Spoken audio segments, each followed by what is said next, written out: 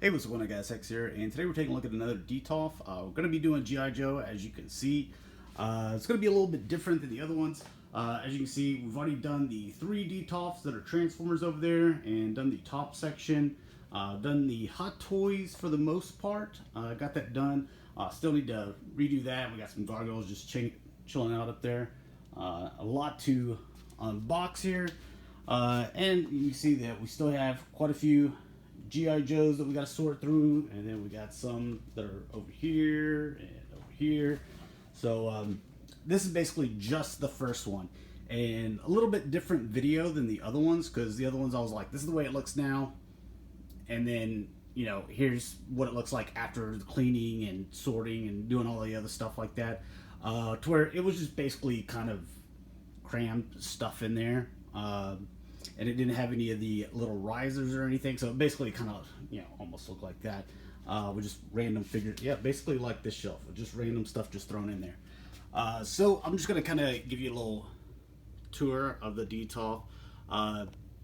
What I wanted to do is try to fit 5 on there, and that's what I originally thought I was gonna be able to do, because of the Star Wars. I believe I fit quite a few on a single row, but the G.I. Joes are a little bit more bulky, and like you get a character like Alley Viper here where he's got a shield out, and you can see that just adding one more character in there would just make it, that wouldn't give them enough space, and they wouldn't look like really cool and imposing. They'd look like they were just kind of shoulder to shoulder, to where like the Ills, they got a little bit more room back there, which is fine.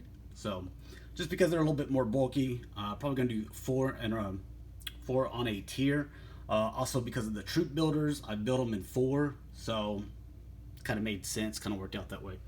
We got the Cobra Ills all decked out, and then the Techno Viper, almost called him Toxic Viper on accident, but Techno Viper, one of my favorite Joes as a kid. Love that one. And then the Range Viper, this guy, he is awesome looking. So that's one of the best looking figures I think they put out. And then also another one of my favorites as a kid is the Alley Viper. And then, not that these are my favorite, but it was like, this makes sense to put these here. I mean, I do love the bats. And another one of my favorites, I've said 3 things are my favorite. I have a ton of favorites, but back here, did the Arctic bats, and kind of did a little bit different stuff with them, as far as their arms. And I know this guy's sniper rifle is like doing the whole meme like always has been, but that's the way it lined up. The Crimson bats, and then we got the Python Patrol bats.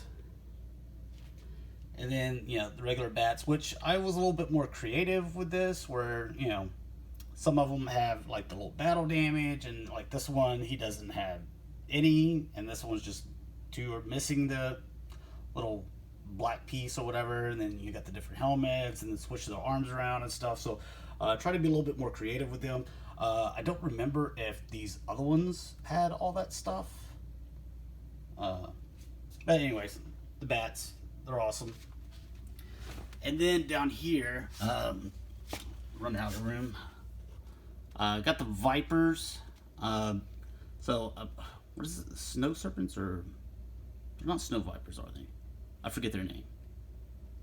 Something snow. It's got to do with snow. Well, either way, they're in the snow. So I didn't have any of the Vipers that were white. So I was like, you know what? Let me put them here, because I had them on the top shelf. I was like, no, it looks more uniformed if we have white, red, Python, and then regular. And so I was like, all right, so do white, the Crimson, and then Python and regular. So that was kind of the reason behind my decision making there. And then for the bottom one, just because I was like, where do I put this stuff? Because I had this guy on the top shelf, and I just got the 2 ferrets in, and I was like, I don't even know where to put these. I hate that it's kind of crammed in there. What I might do is I might get a couple of these risers over here and just stack that up to where it's sitting up in the air a little bit more, and that'll also give me some room to angle these ferrets in a little bit better, and that presentation I think will look a little bit more clean and stuff like that. So I like to take a little pride in it. Not that you can look at my Star Wars stuff and be like, yeah, you obviously take pride in your collection, but no, we're starting new. This is the 5th out of 19 Detolfs.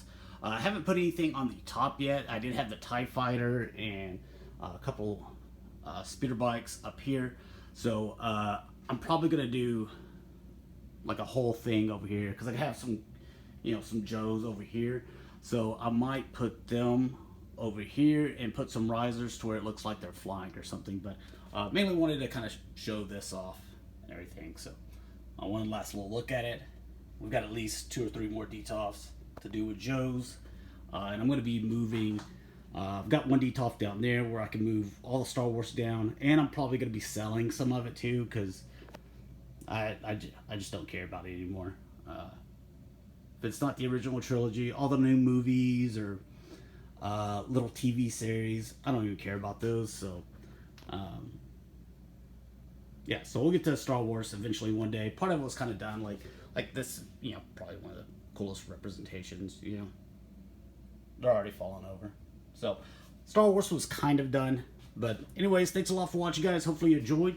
And I'll be sure to update you on the next Detolf, which probably shouldn't take very long, just because I don't want a bunch of figures on the floor. So, alright, take it easy. Peace.